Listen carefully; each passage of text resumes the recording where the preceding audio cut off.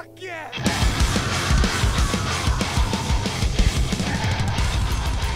It is time, ladies and gentlemen, for Eddie from Suicide Silence. Like I said, it was a great talk, great conversation. He was open about a lot of stuff, including this song, Doris. Not particularly, but the style and stuff going on with it.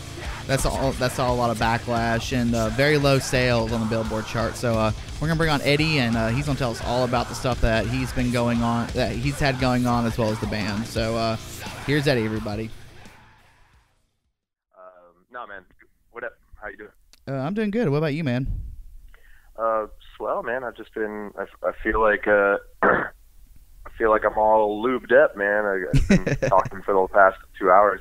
Yeah, man. Hopefully I can give you a good one here, and I'm sure you're gonna get some of the same questions and stuff. And I'm sorry if that happens because I'm sure you've been answering them all day. But hey, man, you know, it's you're helping the message get across, and you have to ask the same questions because they're probably the most obvious things. You know, it's for me, it's a pleasure to find different ways to answer it. So no worries, man. Ask away.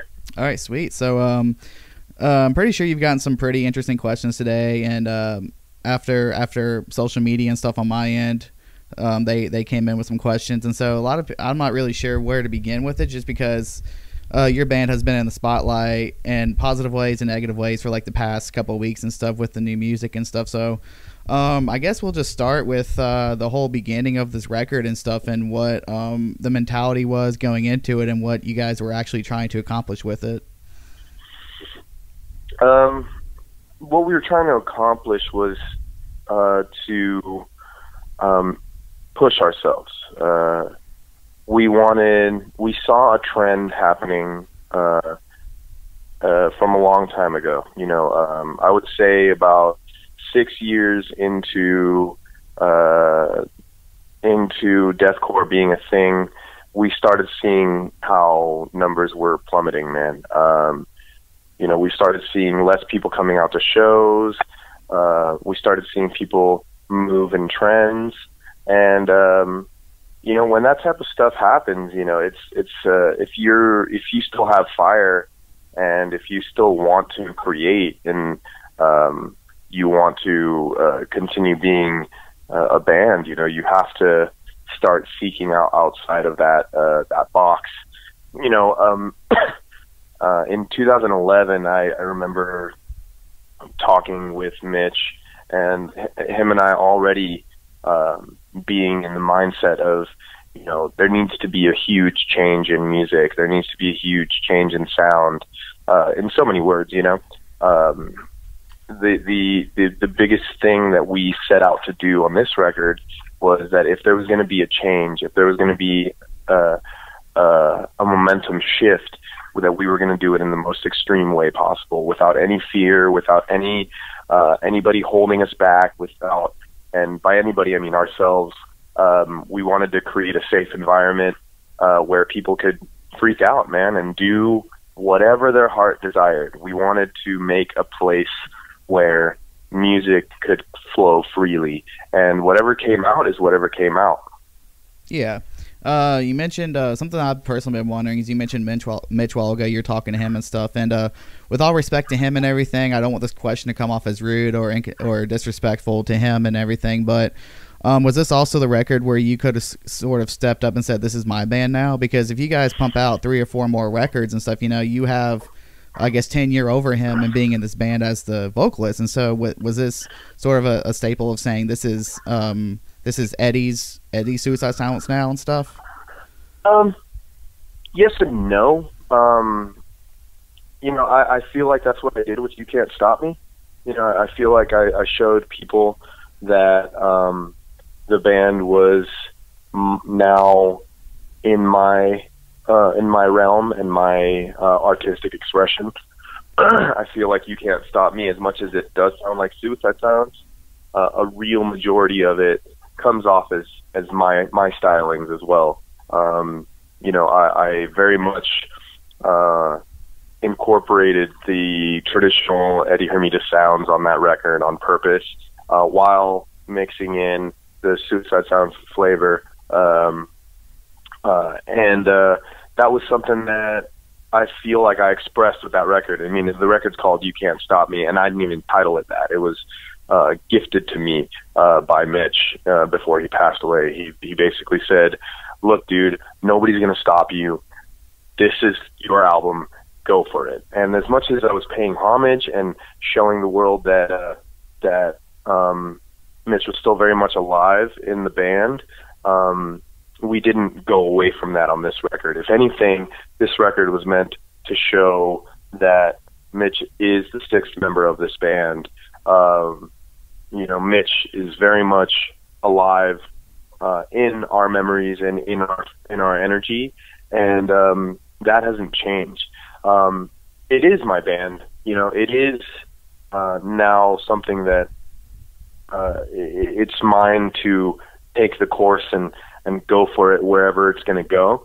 But it's also to show people that we make decisions as a band. It's not just Eddie Hermida clicking his heels and everybody steps in line and does whatever I say. It's not that at all. We're a band of 5 individuals who are working our asses off to show the world that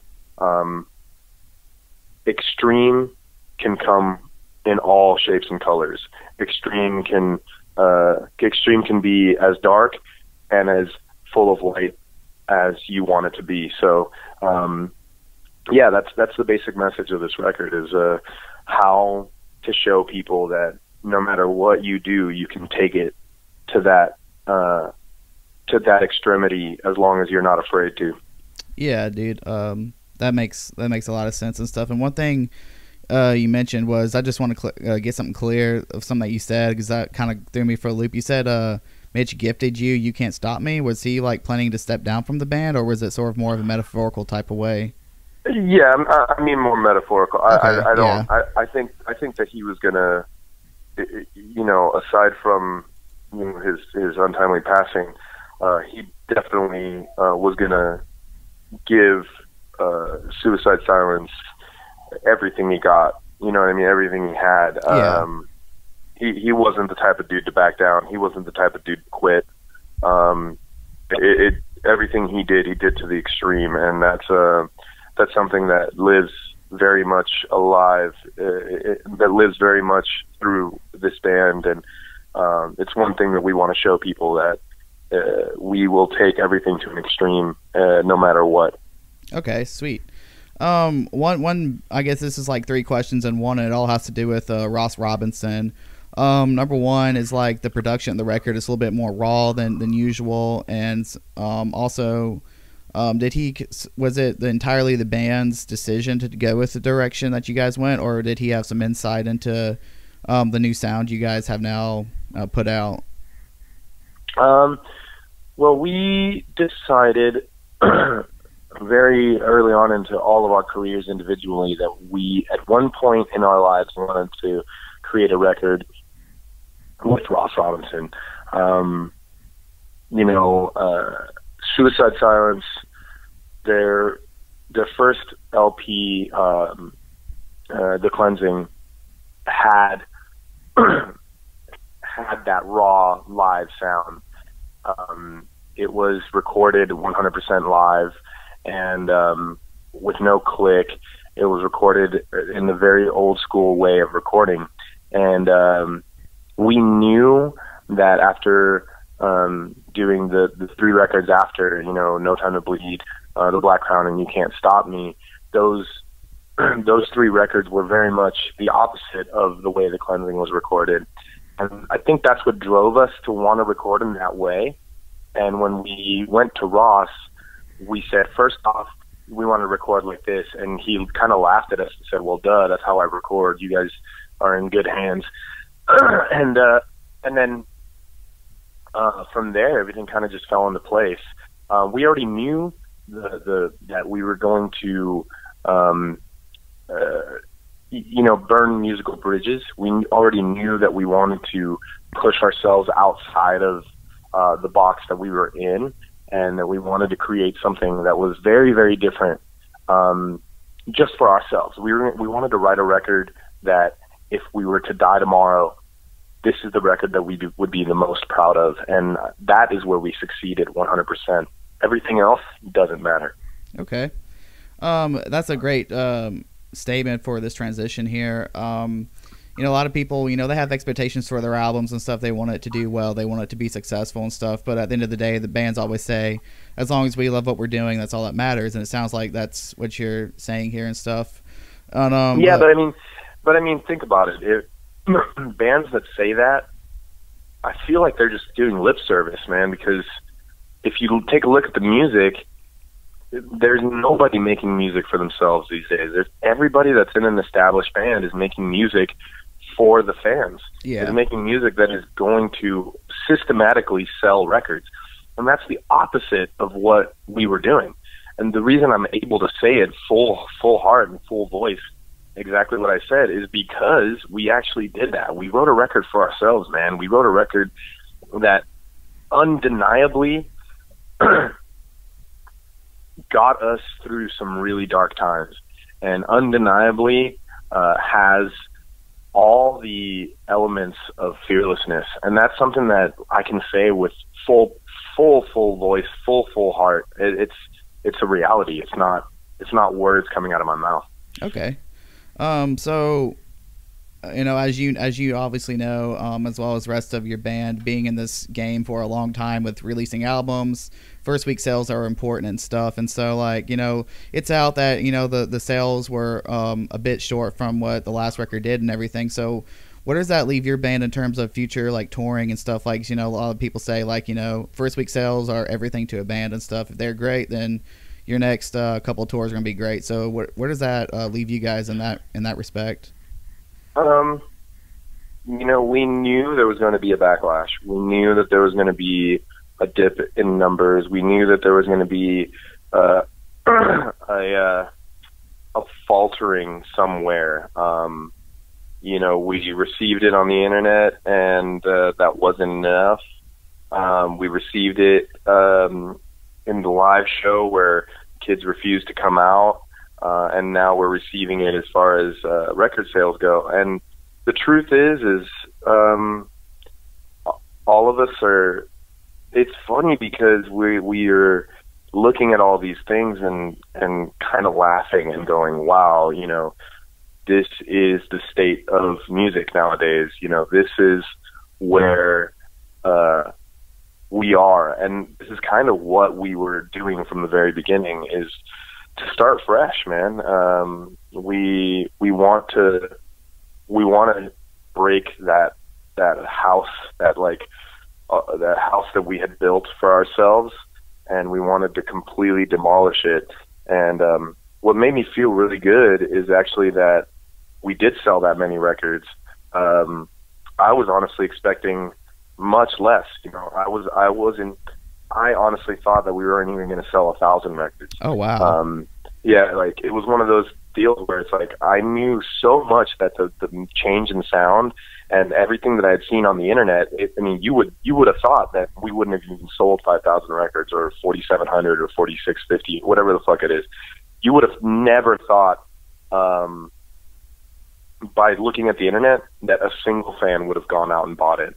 And that is where I was really blown away. You know, when you don't have any expectations, you look at numbers like 4,650 and you go, holy shit, that's 4,650 people that still support what we do and that still come out and want to rock out with us.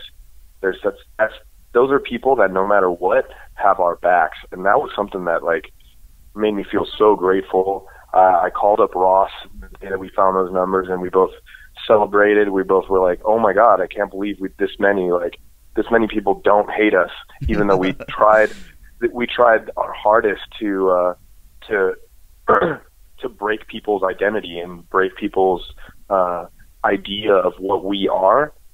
Even though we did that, we still came out the other side, and people want to listen to us. You know, that to me is something that I honestly, like, I was taken aback. Like, I expected so much worse, and really, it feels nice. You know, it feels nice to know that we have a foundation. It feels nice to know that we do have some fans. Dude, in the end, I never expect for anyone to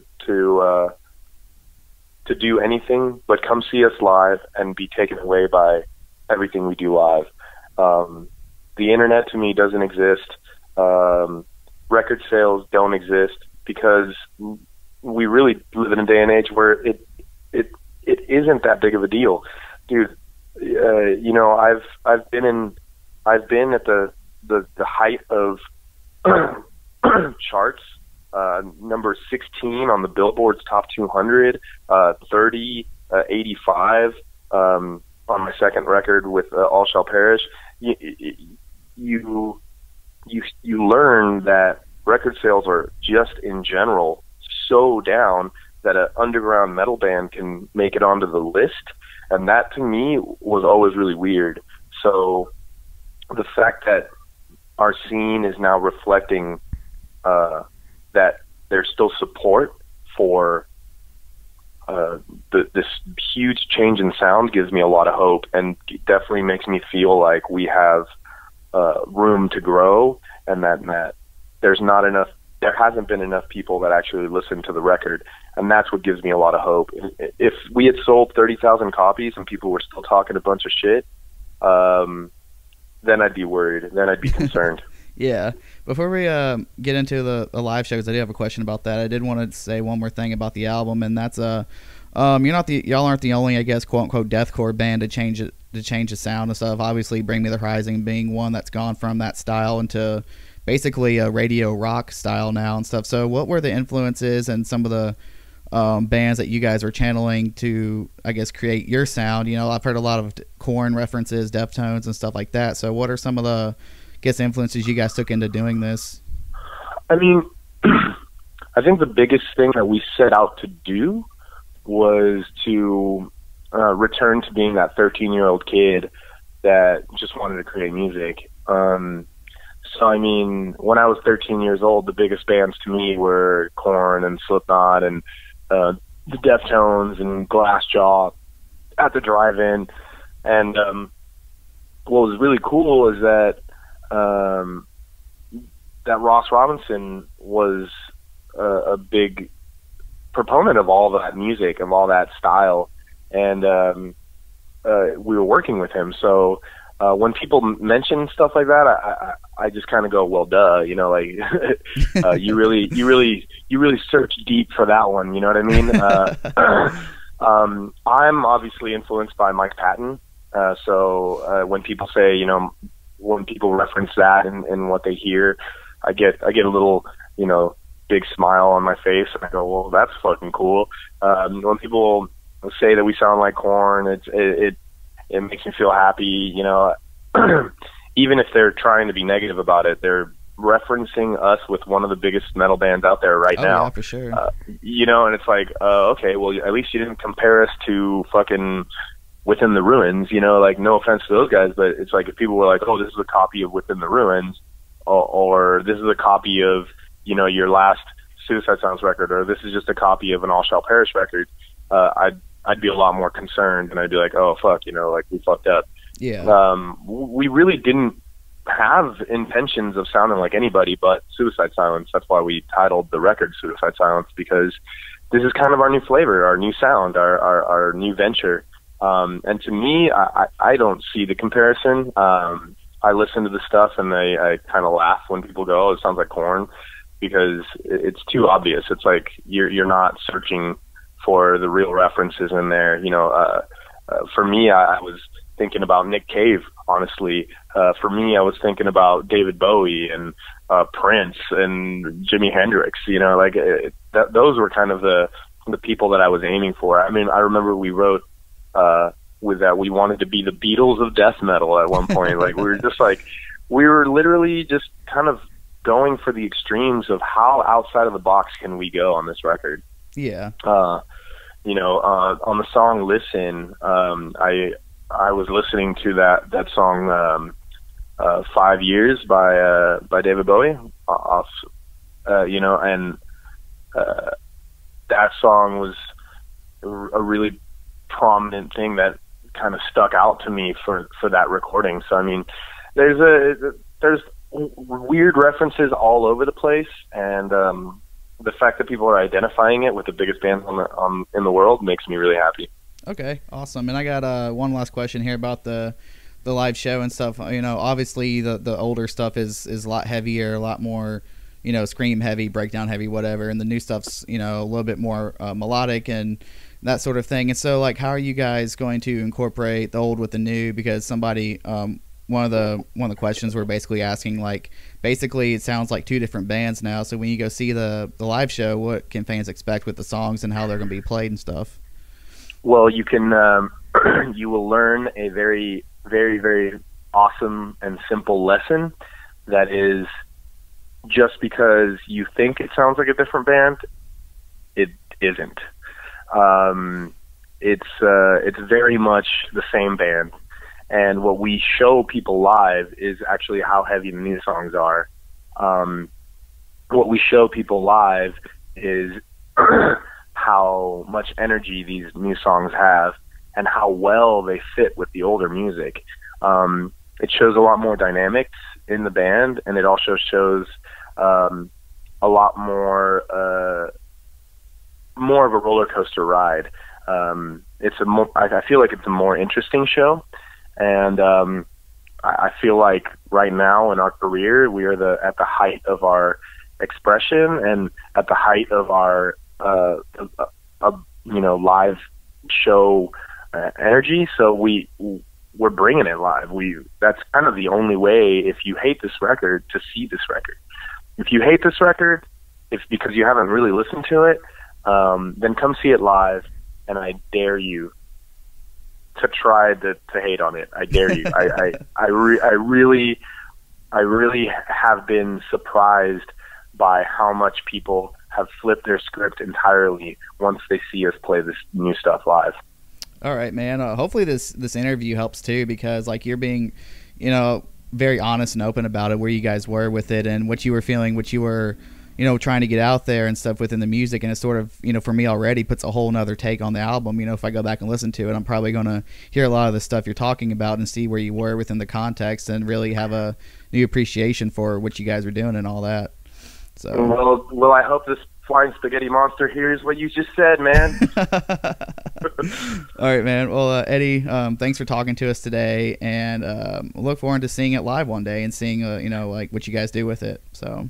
Well, definitely, man. We're going to be at the Rock of the Range very soon, so it's not too far from where you are. So come and hang out. Yeah, I'm more on the Carolina Rebellion side of it, so that's all. Oh, okay. I hear you. Yeah. All right, man. Well, I'll let you get off here, and thanks for talking to us today. Word, dude. Have a good day, man. All right, Thank you very much.